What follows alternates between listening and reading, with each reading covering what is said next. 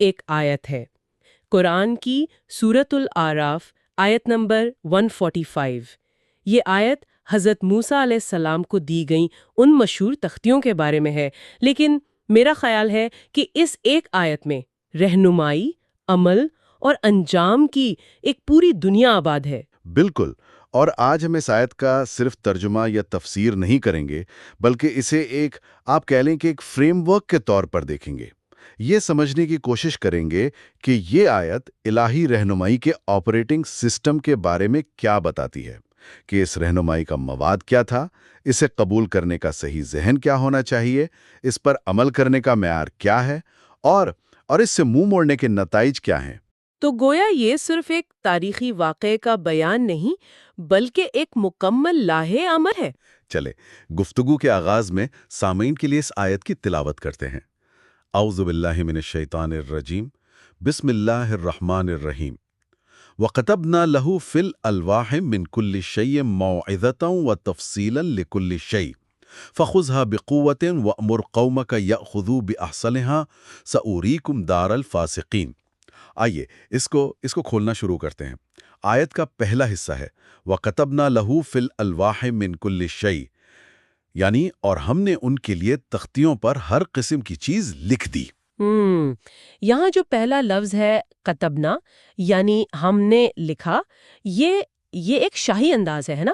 اور پھر یہ دعویٰ کہ ہر قسم کی چیز لکھ دی، یہ تو بہت ہی جامع اور بڑی بات لگتی ہے۔ بہت خوبصورت نکتہ ہے۔ یہ ہم کا صیغہ جو ہے، یہ اللہ تعالیٰ کی عظمت اور اتھارٹی کو ظاہر کرتا ہے۔ یہ کوئی معمولی واقعہ نہیں تھا، بلکہ کائنات کا رب براہ راست اپنے نبی کو ایک دستور عطا کر رہا تھا۔ اور رہی بات ہر قسم کی چیز کی، تو ظاہر ہے اس کا مطلب کائنات کا سارا علم نہیں جیسے فزکس یا کیمسٹری کے فارمولے، بلکہ اس کا مطلب یہ ہے کہ اس وقت بنی اسرائیل کو فرعون کی غلامی سے نکلنے کے بعد ایک نئی آزاد اور مہذب قوم بننے کے لیے جن اصولوں، قوانین اور اخلاقیات کی ضرورت تھی، وہ سب اس میں موجود تھی۔ ان کی انفرادی، سماجی، معاشی، روحانی زندگی، غرض ہر چیز کے لیے جو درکار تھا وہ سب دے دیا گیا تھا، کچھ بھی ادھورا نہیں چھوڑا گیا۔ اچھا، اور اس رہنمائی کی نوعیت کیا تھی؟ آیت کا اگلا حصہ اس پر روشنی ڈالتا ہے، موعظۃ وتفصیلا لکل شیء، یعنی نصیحت اور ہر چیز کی تفصیل۔ یہ دو الفاظ ایک ساتھ کیوں؟ کیا قانون دینے کے لیے صرف تفصیل کافی نہیں تھی؟ یہ موعظہ یعنی نصیحت کی کیا ضرورت تھی؟ یہی تو شریعت کے مزاج کو سمجھنے کی کنجی ہے۔ اگر صرف تفصیل یعنی رولز اینڈ ریگولیشنز دے دیے جاتے تو وہ ایک خشک قانون کی کتاب بن جاتی۔ تفصیل جو ہے وہ دماغ کو مخاطب کرتی ہے، یہ بتاتی ہے کہ کیا کرنا ہے اور کیا نہیں۔ حلال، حرام، جائز، ناجائز کے واضح اصول یہ معاشرے کی ساخت کے لیے ضروری ہیں۔ اچھا، تو یہ ایک ہیڈ اور ہارٹ کا امتزاج ہے۔ تفصیل ذہن کے لیے ایک واضح نقشہ ہے، اور موعظہ دل کو مخاطب کرتی ہے، اور موعظہ اس نقشے پر چلنے کے لیے دل کا ایندھن ہے۔ بالکل یہی بات ہے۔ موعظہ صرف مشورہ نہیں، یہ وہ جذباتی اور روحانی اپیل ہے جو بتاتی ہے کہ ان قوانین پر عمل کرنا کیوں ضروری ہے۔ یہ انسان کو اس کے اعمال کے انجام سے خبردار کرتی ہے، اس کے اندر نیکی کی محبت اور برائی سے نفرت پیدا کرتی ہے۔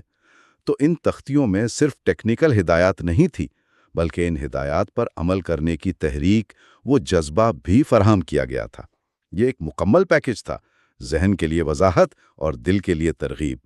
یہ واقعی ایک بہت متوازن نظام ہے جہاں دل اور دماغ دونوں کو مخاطب کیا گیا ہے۔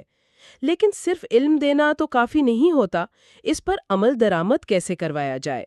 مجھے لگتا ہے آیت کا اگلا حصہ اسی بارے میں ہے، جہاں ایک بڑا واضح حکم دیا جا رہا ہے، فَخُذْهَا بِقُوَّةٍ، یعنی پس اسے مضبوطی سے پکڑ لو۔ جی ہاں، اب ہم رہنمائی کے مواد سے نکل کر اسے قبول کرنے کے رویے کی طرف آ رہے ہیں۔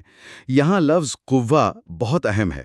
اس کا مطلب صرف جسمانی طاقت نہیں ہے، اس کا مطلب ہے عزم، سنجیدگی اور پوری ذہنی اور روحانی قوت کے ساتھ کسی چیز کو اپنانا۔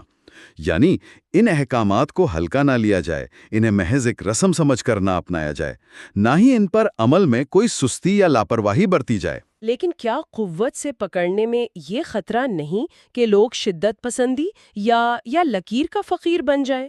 مطلب کیا اس میں لچک کی کوئی گنجائش نہیں، خاص طور پر جب آگے چل کر ایک اور لطیف بات آنے والی ہے؟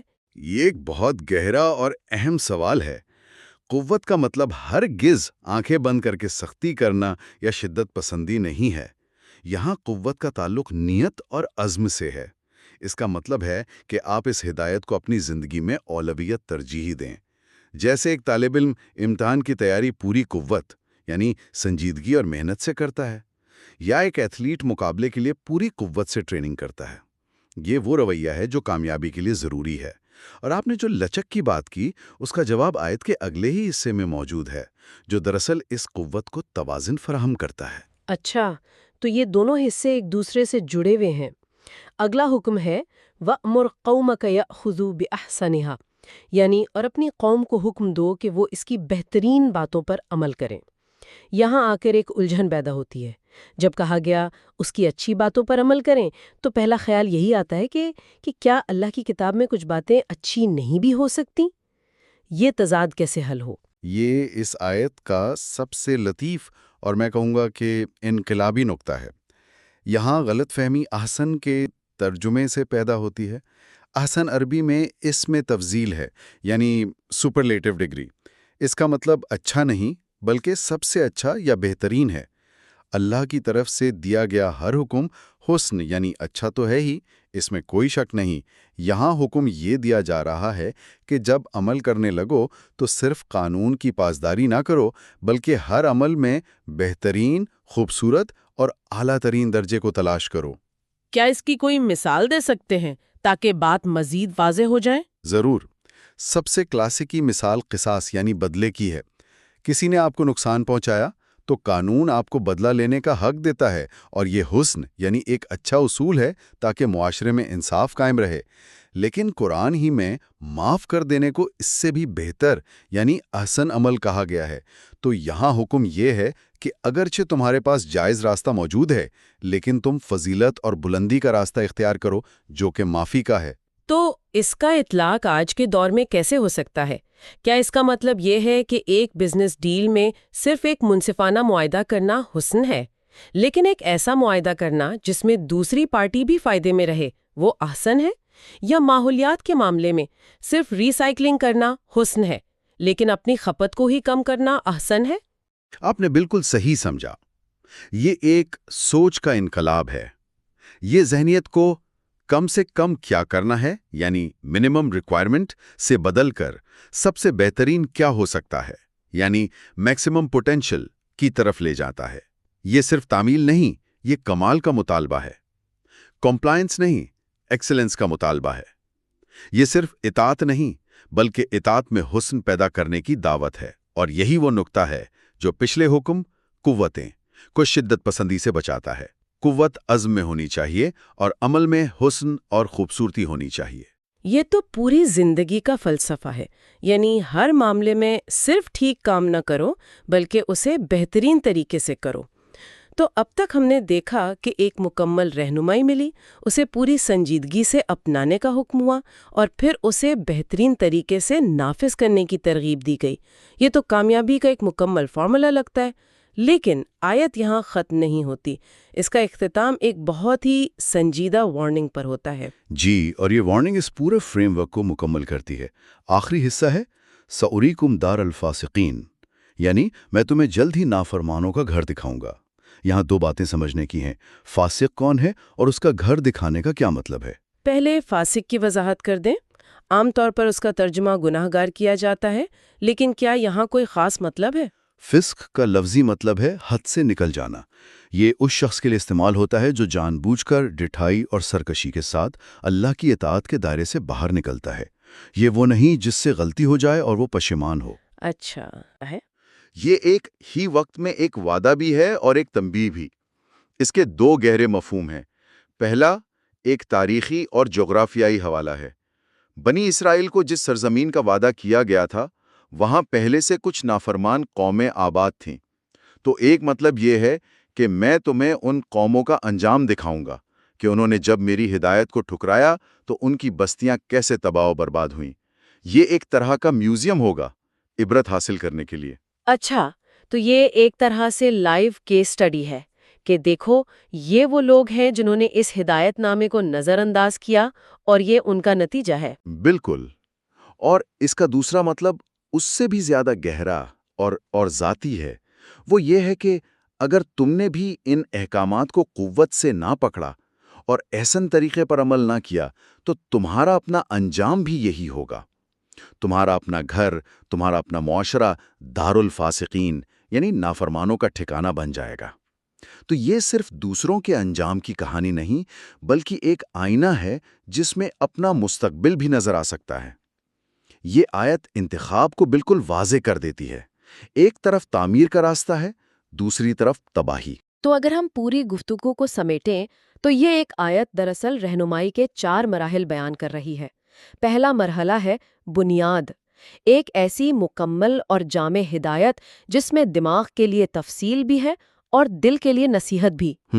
دوسرا مرحلہ ہے ذہنیت، اسے پوری قوت اور سنجیدگی سے اپنانا، اسے زندگی کی اولین ترجیح بنانا۔ بالکل۔ اور تیسرا مرحلہ ہے معیار، صرف عمل نہیں بلکہ احسن یعنی بہترین اور اعلیٰ ترین طریقے سے عمل کرنا، اطاعت میں کمال پیدا کرنا۔ اور چوتھا اور آخری مرحلہ ہے انجام، ایک واضح یاد دہانی کہ اس راستے پر چلنے کا نتیجہ کیا ہے اور اس سے بھٹکنے والوں کا انجام کیا ہو چکا ہے اور کیا ہو سکتا ہے۔ یہ تو واقعی ایک مکمل ضابطہ حیات ہے جو صرف ایک لائن میں بیان ہو گیا ہے۔ تو اس سب کا مرکزی پیغام کیا نکلتا ہے؟ مرکزی پیغام یہ ہے کہ الہی ہدایت کوئی بوجھل، خشک اور ادھورے قوانین کا مجموعہ نہیں ہے۔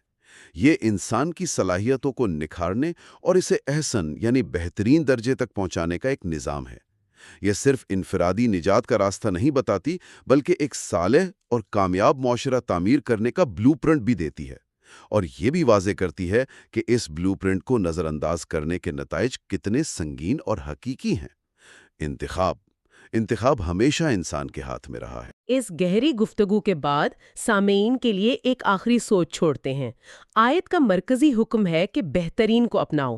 آج کی دنیا میں جو اکثر کام چلاؤ یا گڈ انف کے اصول پر چلتی ہے، ہمارے لیے اس بات کا کیا مطلب ہے کہ ہم اپنے ہر عمل میں، چاہے وہ ہماری عبادت ہو، ہمارے خاندانی تعلقات ہوں، ہماری پیشہ ورانہ ذمہ داریاں ہوں یا معاشرے میں ہمارا کردار ہو، ہم صرف قابل قبول راستے پر اکتفا کرنے کے بجائے جان بوجھ کر احسن یعنی بہترین کی تلاش کریں اور اسے اپنی زندگی کا معیار بنا لیں۔